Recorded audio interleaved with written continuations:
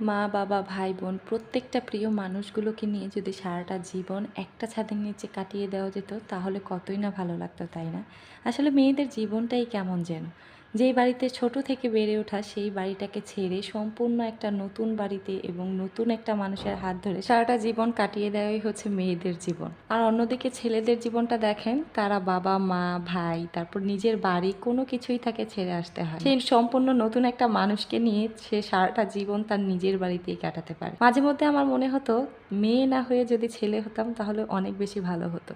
বাবা মায়ের অনেক বেশি যত্নও করতে পারতাম, বাবা মার সব আবদার পূরণ করতে পারতাম, ইভেন নিজের বাড়িতেও সারা জীবন কাটিয়ে দিতে পারতাম। সেই ছোট্টবেলায় যে মাকে ছেড়ে একটা মুহূর্ত থাকতে পারতাম না, যে মায়ের পাশে না ঘুমালে ঘুমই আসতো না, অথচ এখন দেখেন সেই মাকে ছাড়াই মাসের পর মাস কাটিয়ে দিই। যেই বোনদের সাথে ছোট থেকে বড় হয়েছি, যেই বোনেরা ছিল এই ছোট্ট জীবনের সকল খুশির কারণ, সেই বোনেরাই এখন এক একজন এক এক জায়গায়। সবারই বিয়ে হয়ে যার যার শ্বশুর বাড়ি, একজন তো বিদেশেও পাড়ি দিয়ে দিয়েছে, চাইলেও আর যখন তখন তার সাথে দেখাও করা যাবে না। তো এই হলো আমাদের প্রতিটা মেয়ের মনের ভিতরে লুকিয়ে রাখা গল্প। আমার মনে হয় প্রতিটা মেয়েরই মনে মনে এরকম একটা ইচ্ছা বা এরকম একটা মন্তব্য আছে। প্রত্যেকটা মেয়েই হয়তো বা এভাবেই চিন্তা করে যে, ইস, আমরা যদি মেয়ে না হয়ে ছেলে হতাম তাহলে অনেক বেশি ভালো হতো।